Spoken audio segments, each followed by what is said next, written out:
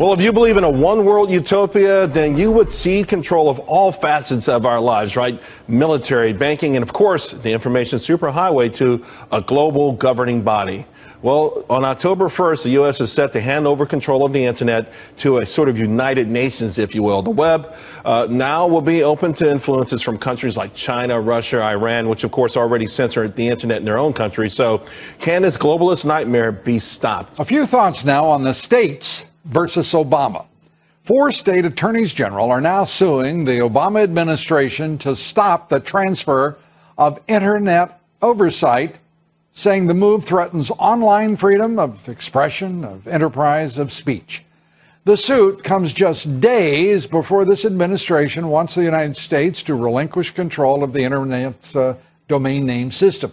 And that deadline is midnight, October 1st.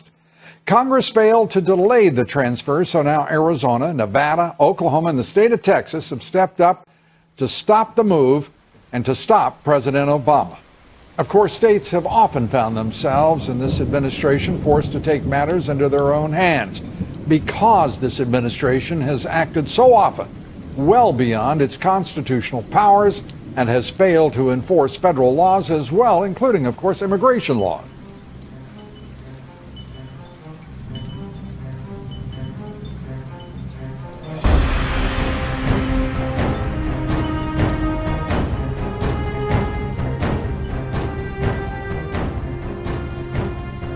Contagion. The definition in economics and finance is contagion can be explained as a situation where a shock and peculiar economy or a region spreads out and affects others, like something going from Europe to America. Stocks today, though, held up pretty early. In fact, we were consolidating Wednesday's move when a report circulated that hedge funds had begun to cut their ties with Deutsche Bank. Meanwhile, the bank continues to voice confidence. It says it's going to weather this storm and it won't need any government intervention. But we heard all of this before. Remember back in 2007 when none of those Wall Street giants needed help until they did. Well, the street had to put on a brave face then, and it's been putting on a brave face lately, too. But with respect to contagion, should this giant German bank go through an even deeper crisis, it's going to be worrisome. We saw today's knee-jerk reaction. It proves that beneath the calm, there are memories of Lehman. There are memories of Bear Stearns and how our own banking system collapsed. There are mobile wallets, merchant apps, and old-fashioned debit and credit cards. So should you cash in on going cash-free? Rachel Hook walks around every day with almost no money in her wallet. I don't use cash or checks, actually. I don't even have a checkbook or cash. She pays for virtually everything, including her share of groceries to her roommate, through an app on her phone. Credit and debit cards are still important cashless players, but new technologies are pushing us to abandon paper money entirely. You could already be helping make cash obsolete if you're using one of the 37 million electronic toll tags on the road. Maybe you're using a mobile wallet like Apple Pay, Android Pay, PayPal, or Samsung Pay, or a person-to-person payment system via Square, Pop Money, Facebook Payments in Messenger, or Venmo to pay friends in a snap. Branded apps from companies like Starbucks, Walmart, Uber, and Dunkin' Donuts make it simple for you to pay while building customer loyalty for the merchants. In the future, you may be getting rid of more than just your wallet. One day, you may not even need your phone. New cashless technologies on the horizon will let you make payments with just your fingerprint. And then there's an app that's in the works that will let you scan merchandise and pay for your purchases as you walk through the store without ever going to a cash register.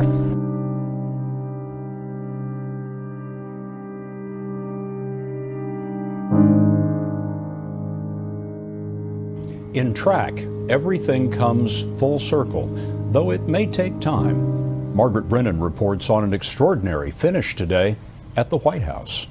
It was a stand that shocked the world. American sprinters Tommy Smith and John Carlos raising their black-gloved fists in protest at the 1968 Olympics in Mexico City. Welcome to the White House. Today, nearly 50 years later, the Olympic medalists were welcomed back into the fold by President Obama. We're honored to have here the legendary Tommy Smith and John Carlos here today. Their powerful silent protest in the 1968 Games was controversial, but it woke folks up and created greater opportunity for those that followed. Well, the protests have been mostly peaceful except for this. They went after a guy at the Trump who was wearing a Trump campaign hat. The grin on Firas Jabro's face didn't last long Wednesday during his Periscope broadcast. No one appreciated his Make America Great Again hat. I was just hit in the back of the head simply for the hat that I'm wearing. It was that simple. At this point, word has spread about the guy in the red hat, and the crowd turns its frustrations on him. Now I'm being assaulted, so I gotta leave. Jabro spoke to Kogo's Jack Cronin shortly afterwards. I never made any kind of inciting comments. He didn't have to make any comments. Right or wrong, his hat was a short fuse. Dozens of people started chasing him.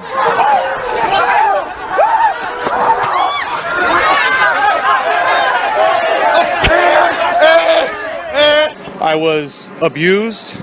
I was kicked. This guy grabs Jabro's hat and punts it into the crowd. It was my prized possession. I wore it every single day of this campaign. New tonight, a black church in South Florida is trying to set a new tone with so many events in recent weeks seeming to pit African Americans and police against each other. One congregation wants officers to know they are appreciated. So on behalf of Emmanuel Temple Church, this is for the officers of the city of Miami Gardens.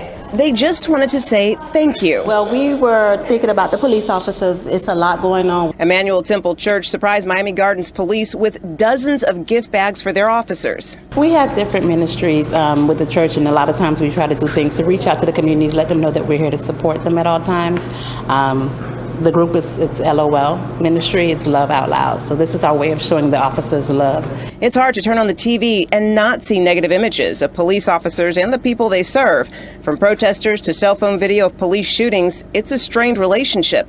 But this group, they want to prove that it doesn't have to be. We just wanted to let the police officers know that we do care about them. These are little care packages that they can take along with them. It has little fruit cups, Gatorade, and little snacks that they can enjoy for the day.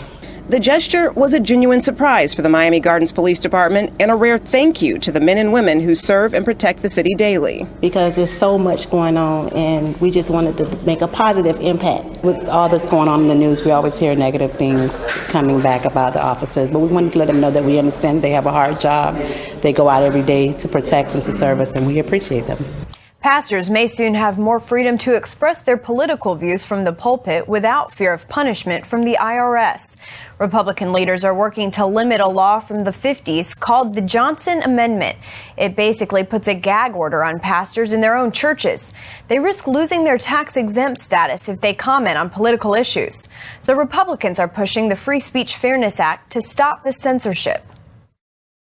It's time that we eliminate the targeting of the IRS. Enough is enough.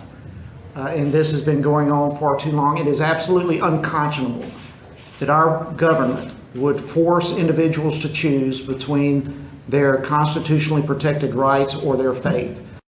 House Republicans hope the bill will restore freedom of speech and religion to churches. Developing tonight, a group of outraged students in Spalding County say they were blocked from praying at Griffin High School. Yeah, those students tell Fox 5 that it's been a tradition for years for students to meet and pray around the school's flagpole before class. But this morning, those students claim the school blocked their access to the pole and to their right to practice their faith. I felt violated, a little violated. Why? Like my rights were being infringed as a Christian and as a student. Austin Everett says he, his sister, and several Griffin High School classmates were not allowed to participate and pray at the poll day. It's a national event observed by students across the U.S. And the 17-year-old senior says, based on the student handbook, he thought he had followed the rules for leading the prayer Wednesday morning. No direct school staff involvement and no activity after the start of class. Still, he says the assistant principal refused to let the group step outside to these flagpoles around 7:15 a.m. He told us that in order to do that, we would have to form an organization and have it approved through the school board. You equip them to, as you're growing up, to be strong and to stand in what you believe in, no matter what that is. And then when they go out there and someone blocks them in such a way, it just hurts a mama's heart. The Everetts are frustrated because students at other Spalding County schools were allowed to pray at the polls. This photo was taken at Kennedy Middle School, this one at Spalding High. Sophomore Kaylee Shelton was there. And nobody stopped you? No one said anything? No, ma'am. How did it feel to be a part of that? It felt really good that other students and children could be so bold in their faith and so courageous. A Tampa school suing the state over what it calls free speech and religious freedom violations. Cambridge Christian is battling for the right to pray over the loudspeakers at all games. I take offense to that as a citizen in the United States, as well as the head of school at Cambridge Christian School, and as a dad. Tim Euler's son plays on the Cambridge Christian football team. He supports the school, filing a lawsuit Tuesday saying the school's constitutional rights to religious freedom and free speech were violated. The Florida High School Athletic Association said, hey, look, if you want to engage in religious speech in public, you can't do that here. That's illegal and it's unconstitutional and needs to change. In December of last year, the FHSAA would not allow the team to say a prayer over the loudspeaker at the Citrus Bowl in Orlando before playing in the state championship game. The reason? It's a public venue, primarily paid for with tax dollars, and is against state guidelines. The students have a right and a freedom under the First Amendment to exercise their right of speech, free speech in America. Part of why the school filed this lawsuit is because it's worried about the precedent that's been set. If the state can say no prayer at the state championship game, what's to stop it from saying no prayer here at the Lancers home field, which is operated by Hillsborough County? Technically, I mean, they're not telling you can't pray, right? Is that right? They said you could not pray over the loudspeaker, yes. Over the loudspeaker, right. But you can use your own loudspeaker here, right? I mean, and they do so, but how long does that continue to hold up? How long before the city of Tampa begins to tell them, I'm sorry, you can't pray over the loudspeaker, it's our microphone? Dice maintains while he hopes it won't go that far, Cambridge Christian is willing to take the case to the Supreme Court if needed. According to a draft of a 7th grade social studies curriculum from the Tennessee Board of Education, a section of studies entitled Islamic World 400 AD through 1500s was taken off the curriculum after revisions were made in the summer.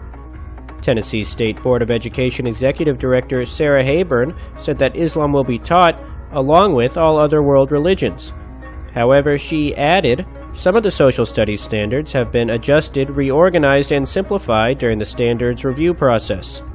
Parents and residents in Tennessee have fought the issue for years, often claiming that Islamic indoctrination or conversion occurs when Islam is taught in schools. Sounding the alarm about raging passengers, a group representing the airlines warns the number of unruly passengers is rising worldwide.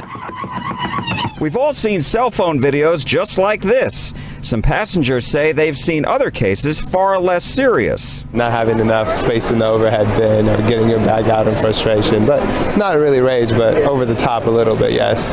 The International Air Transport Association says there were nearly 11,000 air rage incidents worldwide last year. That's 1,500 cases more than in 2014. The transport group says in most cases, unruly passengers had consumed alcohol before the flight. I just feel very sorry for the staff that had to deal with it. But there should be a system in place that stops people like that from getting on an aircraft. In some cases at DFW International Airport and other airports, airlines do notify police that passengers are intoxicated before they board. And some passengers we spoke with like that idea. If you've had one too many, no. Just like you can't get behind the wheel. So.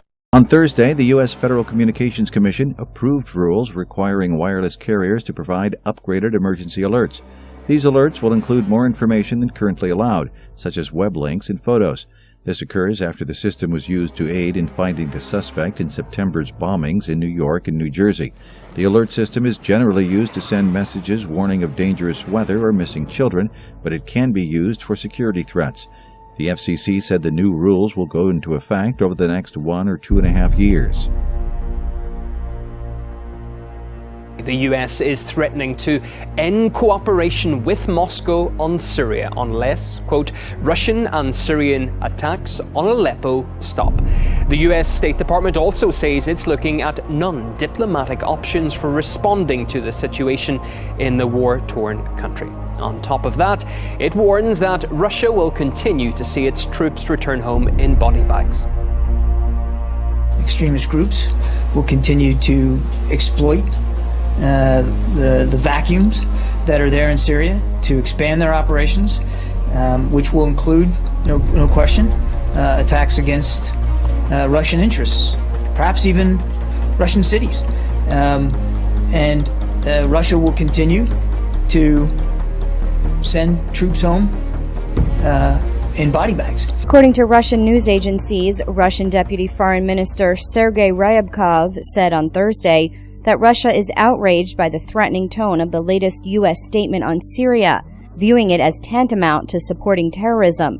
Ryabkov was quoted as saying, "We cannot interpret this as anything else apart from the current U.S. administration's de facto support for terrorism."